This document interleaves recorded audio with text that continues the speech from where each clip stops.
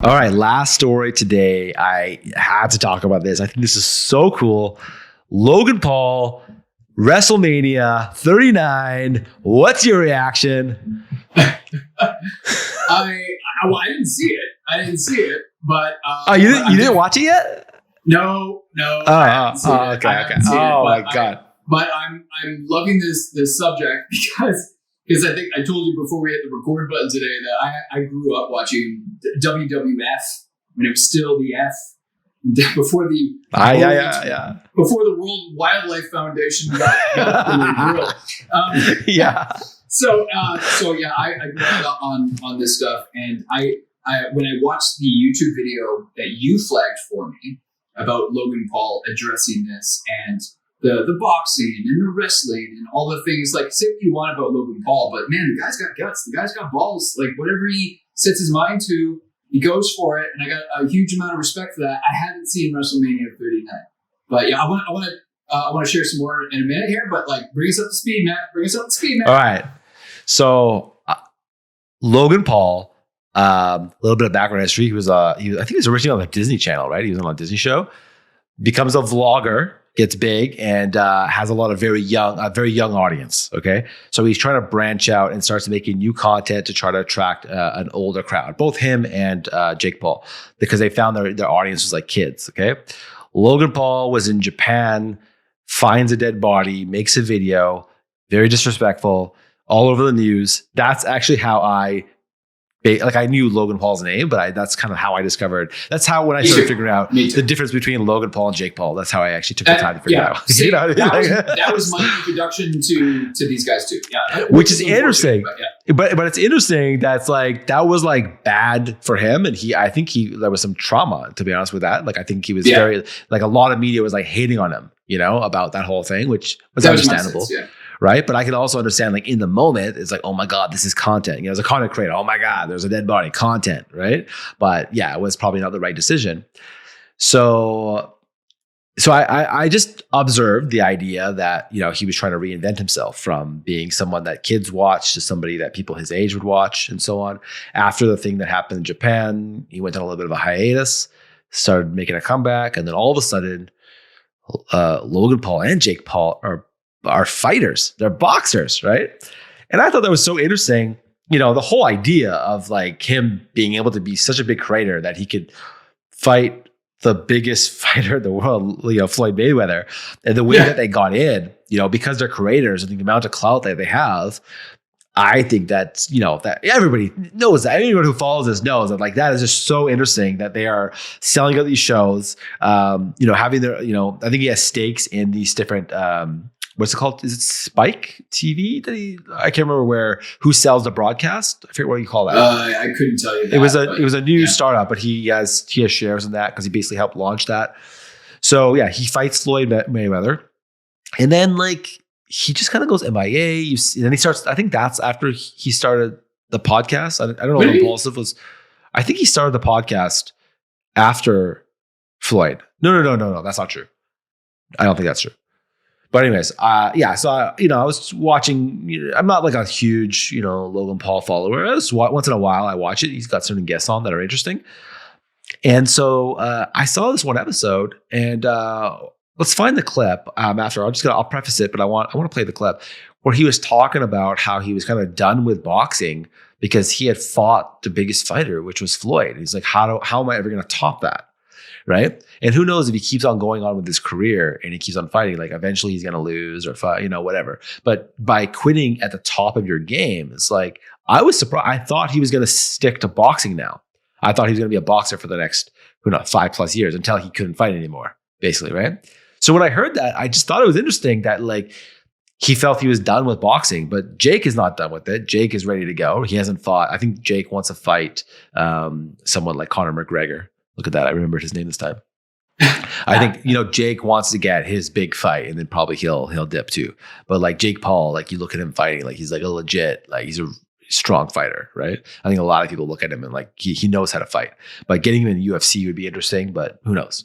And the way he starts beef with Dana White and the way he's starting beef, like he's so interesting to see. So Yeah, so let's find this clip because I want people to kind of see what I mean. Like what he seems like he was almost like just done with boxing. I don't know if people know about that. Yeah. They know your hand's broken. Yeah. So, I mean, I know as soon as he feels better, he's going to be back in the gym, and I think he should keep fighting, but why? about it. But why? You did it. Fighting? You did it for the whole family, man. What am I going to do? What can I do? Does it get like you raise the bar so high? But we need it. You need it as the person that you are. You need competition and that fight. No, I do. I feel it every time you have a massive fucking knockout. Because like, bro, I'm envious. I think it's so cool. Just boxing has implications. Boxing has health implications that I actually am slightly concerned about.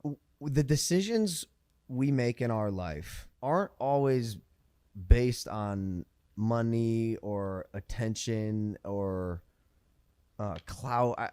But I feel that my brother has checked a box for the family, and I'm so satisfied with like, bro, we did some pretty sick things for boxing this year. You know, you fought Floyd Mayweather. So like, I never box again, really, and be totally fine with it. So yeah, I mean that's his take on it now. I think I think it's interesting that he's now gets to reinvent himself again. And so I remember seeing that, thinking that that's interesting. He's not going back to boxing.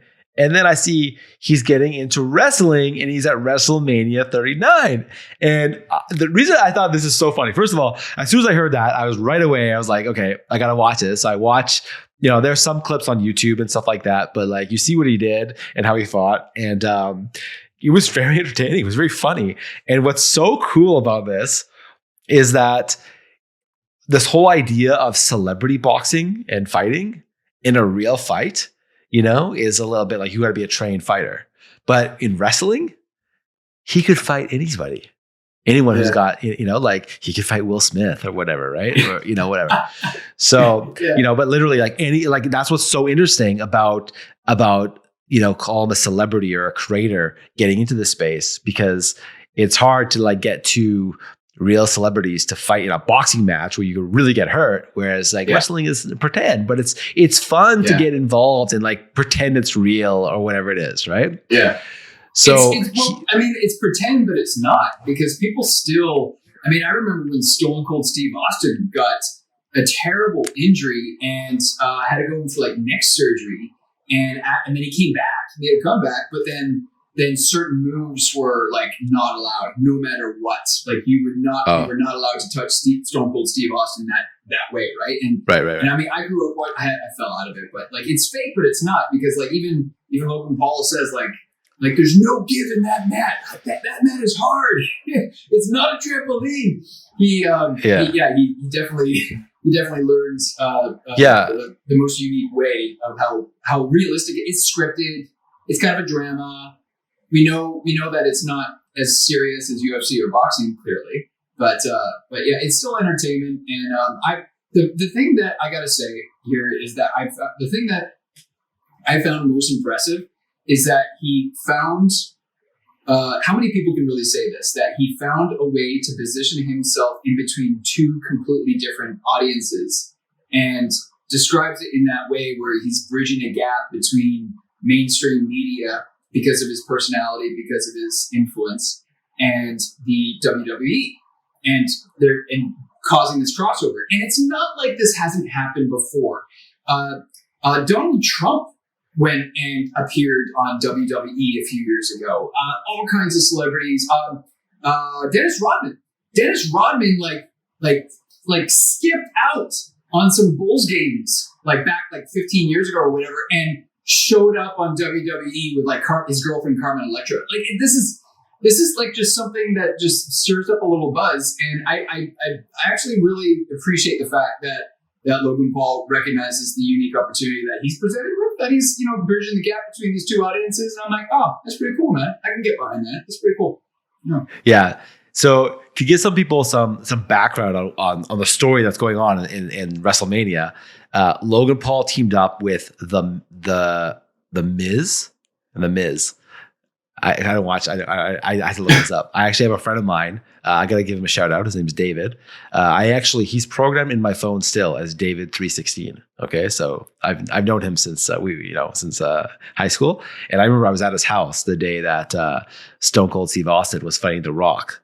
It was probably at WrestleMania. I don't know what it was, but that was like the first time I really watched, got into wrestling and stuff and learned about that.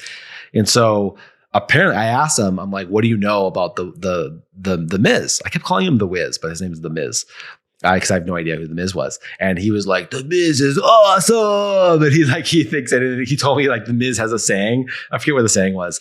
But and so so apparently The Miz is like a really cool, liked wrestler in WWE. Okay. Yeah. So they teamed up together and they fought Rey Mysterio. And Rey Mysterio is an old school, right? So anyone who's like, in our generation would know that. And I wondered about Rey Mysterio because Rey Mysterio wears a mask. And I wondered if like it's the same Rey Mysterio. Because if someone's masked, they can always change who actually plays them.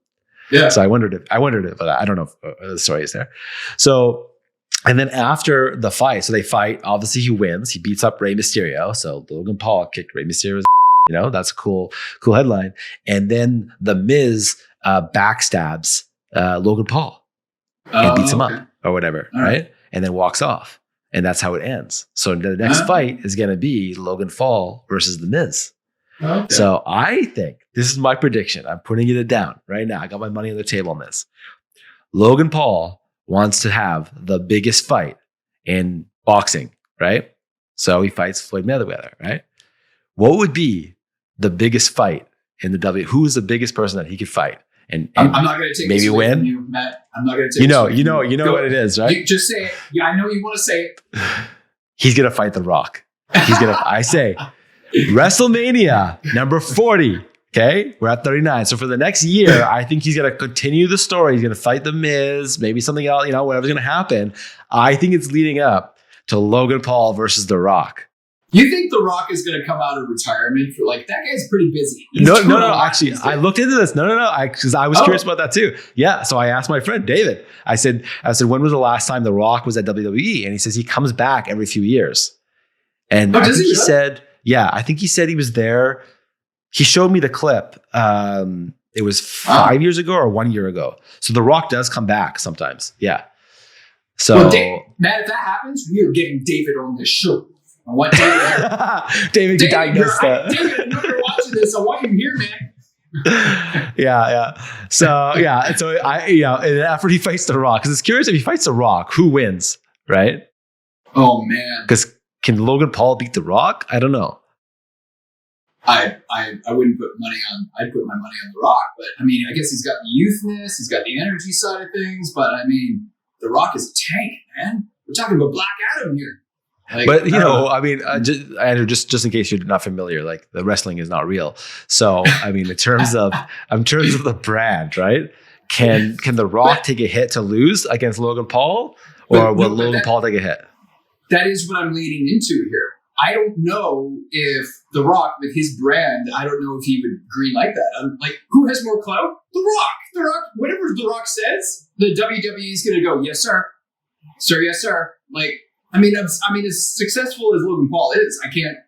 If it was some contract negotiation aspect, I don't know. It would be an interesting premise. I think most people would be rooting for The Rock in that scenario. And David, we want you here, man. A year from now, when that what if it's something like this? Okay, what happens is The Rock beats Logan Paul, and then somehow through Logan Paul's story, he has backup, right? So after the fight, all his backup comes and they beat up The Rock, and The Rock runs away. Therefore, they both kind of lost, right? Yeah. They both kind of won. They both kind of lost. That could there be might be but I hear where you're going with that. And then there's the open loop. There's the open loop that they come back, right? So what? There probably is a story that can be drafted so that everybody's happy. Everybody walks away happy. And it might be a scenario like that. Yeah. The other one is Stone Cold Steve Austin. Yeah. Well, yeah, he would be the next big name. I don't know if I don't know. I think The Rock is so mainstream, Yeah. And he's talking about bridging this gap and that sort of thing.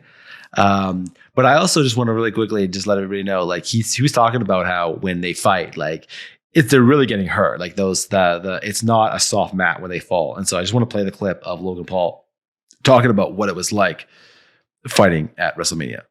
I didn't practice like any of those moves. I watch you train, but I didn't see you actually like pull the moves off. No, in because training. it's because you're doing it on that surface is hard. It is not bouncy. It is not a trampoline. There is no give. It is plywood. It's wood. And so everyone, wrestling's fake. Shut the fuck up. That shit hurts. I am sore. The left side of my body kills me right now. Like those are real slams and they hurt. And when I was practicing, you can't just in practice even do those moves because you're gonna compromise your body ahead of the match. And for this is where it's interesting because I don't have a WWE fan base, and I think that's why they like me here. Is I'm able to I believe part of my value comes in bridging the gap between mainstream and this WWE world, and I can kind of do this a little bit. And if I do end up getting more involved, I would love to help bridge that gap with creativity. I think there's a way to make it some sort of mainstream viral cultural phenomenon with the WWE. So what's interesting is that, the way he's explaining that it's more exciting to be at WrestleMania than, at the boxing. Because I can imagine your nerves are really racked, right? When you're boxing, you're in a real fight. You don't know what's going to happen, right? But, watching Logan Paul, I was just getting into it. I was like, this is so fun and funny. It's what is going to happen? What is the story that they drafted? What is going to happen here? Because it's going to be interesting. So I think it's fun for me. I'm really excited. I'm excited to see other celebrities get into this. I think that this opens up a world of entertainment. And I think it's going to make the WWE so much bigger that now that we're getting, creators involved in WWE, and I'm sure some more celebrities are going to get involved. I can't wait to see, what they have planned for who he's going to fight. I'm putting my money on The Rock and maybe some other celebrity, maybe another creator. I don't know. I'm sure. Oh, what if The Rock beats up Logan Paul and then Jake Paul is in the audience, jumps up, and Jake Paul and his crew chase out The Rock. That would be an awesome story. And now Jake Paul is in the WWE. Yeah. And then it's Logan Paul and Jake Paul versus The Rock and Stone Cold Steve Austin. Yeah. Yeah. And oh my God. And it's feasible. It's feasible too because Jake Paul would be in the audience because he'd be there supporting his brother. He was. He was there. He was there. Yeah. Yeah. Exactly. Okay. Yeah. That's fair. Yeah, that's fair enough. So it would make sense. It would make sense that he would come back to watch his brother fight The Rock and go from there. Yeah. And they're going to call them the Paul brothers are going to fight together for sure. Yeah, that's going to be epic. Yeah. It's going to happen. So I'm officially a WWE fan. I've never been a very big, I watch it a little bit, So what you're telling me here is that his goal to bridge two communities has worked successfully. You were the proof now. Yes. It worked. Hey, so you need to reach out to Jake Paul and be like, mission accomplished, man. Mission accomplished. It definitely worked. I got just one last thing. It's so funny. I was watching, the Logan Paul's fight, and then I had Marcus with me, and we always wrestle. We fight on the bed, and we wrestling stuff. So I was joking with him that we should get a WWE belt. So whoever's the winner, which Marcus is always the winner, would get the belt, right? So I started explaining to him wrestling. Yeah, so I was explaining to him wrestling and stuff, and he was like, "Oh, interesting." And I was like, "It's not real." And then he's like, "Okay." So then I was watching it with him, and he was like, I could see his face. It's like he was in shock, I was like, "Can you tell it's not real?" He's like, "No," and he was like, because he's bashing their heads in, and he was like, "But he thought it was all real," and I was like, "No, it's not real." And then so I was pointing out, you see how he's not really touching him? He's just doing that. He's like, "No, he gonna tell." So I just thought it was so cute. Marcus is 6 years old. He's watching it, and even though I'm telling him it's not real, he was still a little bit oh my God, these guys are really fighting. So I realized that I don't think WrestleMania is for 6-year-olds yet. Maybe 9. Yeah. I wonder about that. I wonder what the appropriate age is for wrestling. Maybe more designed for an 8-year-old or a 9-year-old. So, speaking to that though, literally speaking to how your son reacted to the content, I got to talk about this just because we're discussing WWE, and this was in the news recently. And The Rock actually posted about this on his social media too. I legit was huge into wrestling when I was probably a little bit older than Marcus's age, your son's age. And I remember having my favorites, and one of my favorites, no joke, was Razor Ramon. He was the bad guy that everybody loved to hate, and he, like in real life, recently just passed away, and it was a pretty big news in the industry. And The Rock posted about it on social media because The Rock and him, I think they actually had one match, and he was like acknowledging Razor. I can't remember his real name. Razor. I always just knew him as Razor Ramon, and it's like your son's reaction, like, oh my god, this is real. Like these guys are really kicking each other's butts, and he was like the bad boy that would come and like spit and like throw the toothpick at the camera.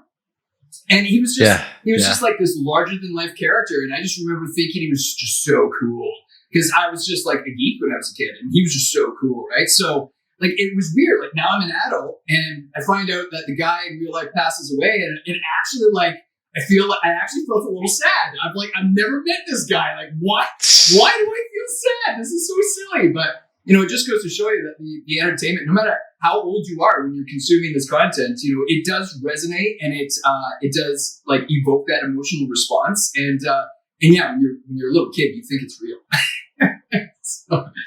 Do you remember Triple H, NWO, and suck it? Yeah, like I remember in high school. Yeah, we're like playing, it was like PE class. You're playing against the other team. You're like, suck it. And hell, I remember when he was still Hunter Bruce Emsley. I remember when he actually went by the full name and then he shortened it to Triple H. Yeah, good times. Yeah. Oh my god. So yeah, wrestling is making a comeback, and I'm excited to see.